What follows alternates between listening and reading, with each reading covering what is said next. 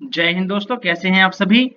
चलिए दोस्तों स्टार्ट करते हैं static GK for all exams. ठीक है, तो यानी ये टॉपिक है भारत के प्रतीक चिन्ह। ये 18 क्वेश्चन है और इससे बाहर कोई सा क्वेश्चन नहीं आएगा। ठीक है, क्वेश्चन ही नहीं है इससे बाद में तो आएगा कहाँ से, बस यहीं से क्वेश्चन आएगा इन 18 क्वेश्चन में से। ठीक है, चलिए, किस पशु को भारत के राष्ट्रीय प्रतीकों में से स्थान नहीं मिला है, बताएं सभी साथी, कौन से पशु को नहीं मिला है।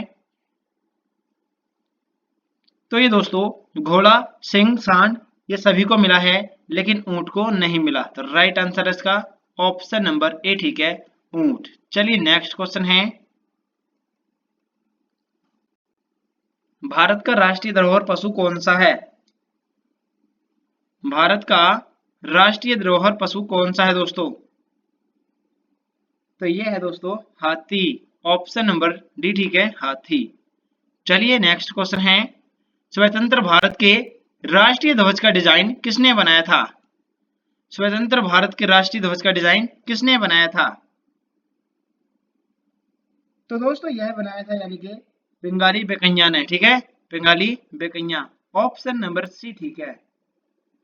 क्वेश्चन नंबर 4, भारत के राष्ट्रीय गीत के रचयिता कौन है। भारत के राष्ट्रीय गीत के रचयिता कौन है। यह है दोस्तों बंकिम चंद्र चटर्जी, बंकिम चंद्र चटर्जी। चलिए नेक्स्ट है,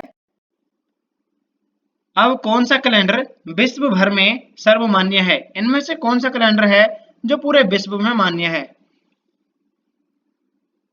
यह है दोस्तों ग्रेगोरियन कैलेंडर, ग्रेगोरियन। चलिए नेक्स्ट है, भारत के राष्ट्रीय गान के रचयिता कौन है।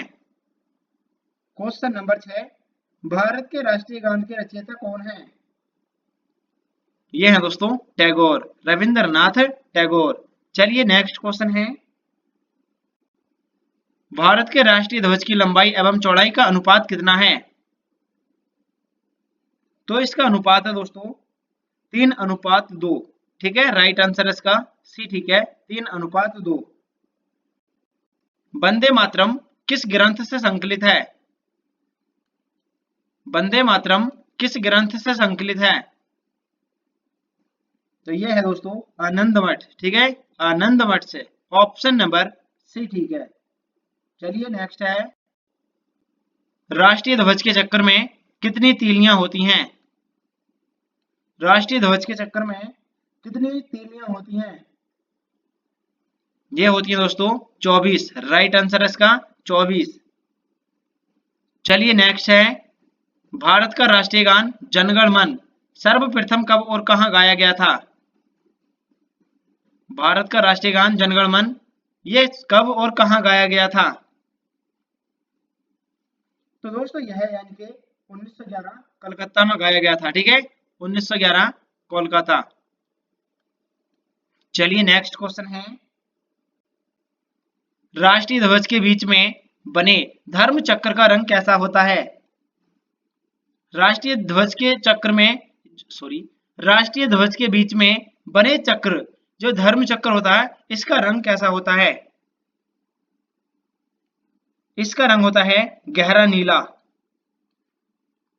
चलिए नेक्स्ट है, भारत का राष्ट्रीय गीत कौन सा है। भारत का राष्ट्रीय गीत कौन सा है दोस्तों। भारत का राष्ट्रीय गीत है वंदे मातरम। चलिए नेक्स्ट है क्वेश्चन, भारत का राष्ट्रीय गीत वंदे मातरम सर्वप्रथम कब और कहां गाया गया था। वंदे मातरम सबसे पहले कब और कहां गाया गया था। तो ये दोस्तों 1896 में कोलकाता में गाया गया था। ठीक है, 1896 में कोलकाता। चलिए नेक्स्ट क्वेश्चन है,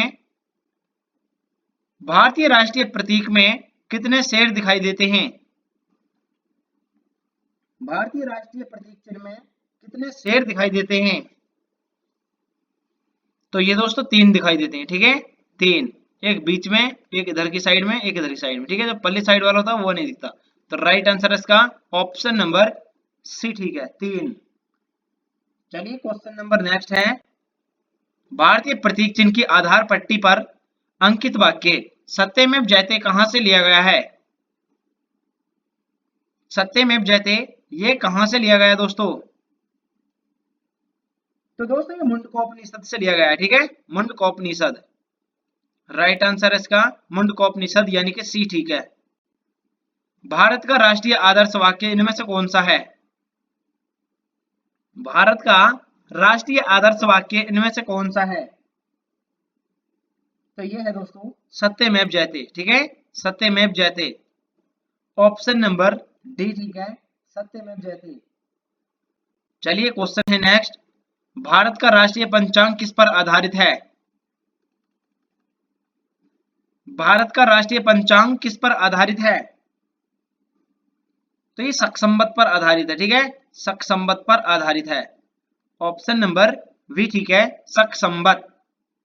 चलिए दोस्तों नेक्स्ट क्वेश्चन है, भारत में राष्ट्रीय खेल दिवस कब मनाया जाता है? तो इसका उत्तर आपको कमेंट में देना है, ठीक है। और एक बार सभी साथी चैनल को सब्सक्राइब कर लीजिए, ऐसे ही क्लास डेली कराऊंगा। और दोस्तों क्लास को लाइक कर दीजिए, ठीक है। चलिए दोस्तों मिलते हैं अगली क्लास में। जय हिंद साथियों। इसका उत्तर आपको कमेंट में बताना है।